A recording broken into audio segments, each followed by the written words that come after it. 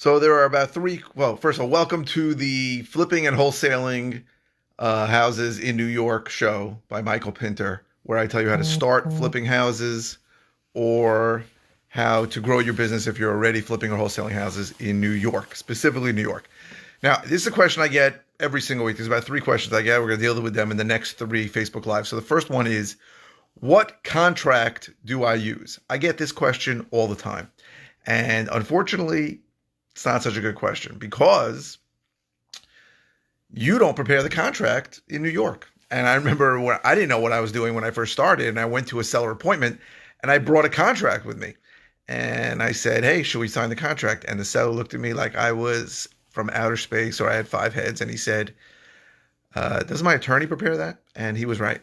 The way it works in New York is the seller's attorney prepares the contract and sends it to your attorney. You cannot pass, I mean, you can pass a contract over the table, but it's pretty much not going to be useful. Now, sometimes when I send an offer, I'll send it on something that looks like a contract. And then I'll get backlash from the seller's attorney saying, we got to use our own contract. And I say, I know, it's just a form I use. But in New York, one of the major chain differences, and there's many differences between New York and the other 49 states, is that the contract is not signed between the seller and buyer as it is done in all 49 states. This contract gets prepared by the seller's attorney. Now, I have closed a few deals where there was no seller's attorney. The people refused, they didn't want to pay. And I always dreamed for years that that would be like this amazing utopia, but it was not such an easy process because the role of the seller's attorney is so ingrained in the transaction that what happens is that certain things just didn't get done. So I give two examples pretty often of had a situation where sellers didn't want to use an attorney. I had them sign a very, very strongly worded affidavit saying that they understand they're not using an attorney. And then it was an inherited property, and there are title issues that always show up, and the seller's attorney is the one that clears those title issues. But in New York, people just assume there's a seller's attorney. In this case, there wasn't a seller's attorney. So what happened? Why can't I get a good angle here? What happened was that I ended up having to go get death certificates for the people that had died. It was a huge pain, and I didn't want to do it. I really didn't. And of course, this happens a day before the closing scheduled, so it was a pain. Another situation is where they had spoken to me and told me, listen, we want everything split 50-50. It was a brother or sister.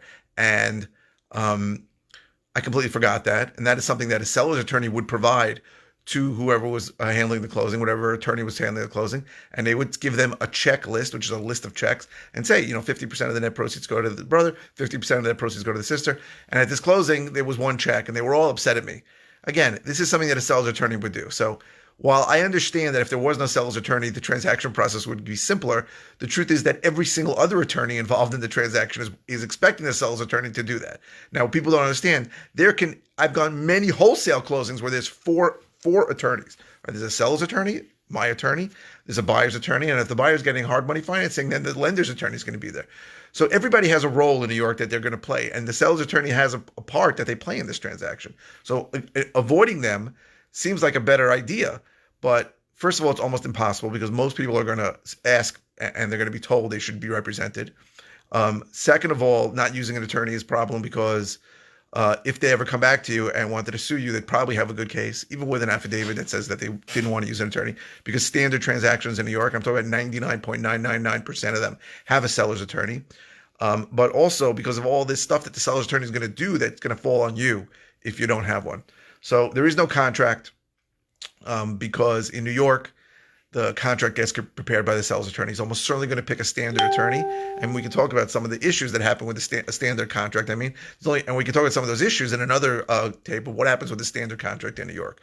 Because guess what? Standard contract in New York has clause 26, which says this is not assignable, something you have to talk about beforehand with the seller, and maybe your attorney has to talk about with the seller's attorney. Standard contract in New York says that everything has to be working. I mean, the standard contracts in New York are for standard real estate transactions for 90% of what happens out there. So I get asked this every week, sometimes 10 times a week, what contract should I use? And the answer is no contract. You don't use a contract because once a seller says yes, in New York, everything changes. The seller's attorney has to prepare a contract. There's a lot going on.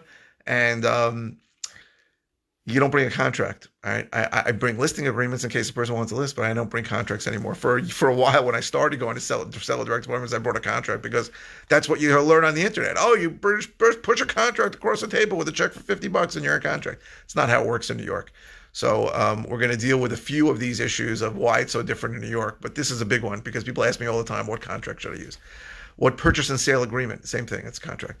So if you like these videos, click like. I really could use the likes. If you need help, go to howtoflipnewyork.com to see how I can help you. There's a list of ways I can help you upstairs if you go on Facebook, and below if you're on YouTube. If you haven't subscribed on YouTube, please subscribe. I've been going live on Facebook for a while, but pretty soon I'm going to go back to YouTube. And if you're not subscribed on YouTube, you're going to miss some of the content.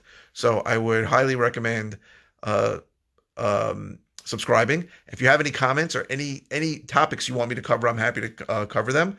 So all comments get responded to very quickly. I mean, sometimes within a couple of hours, but almost always within 24 hours. So if you have any comments or questions about flipping or wholesaling properties in New York, please let me know. And thank you for watching.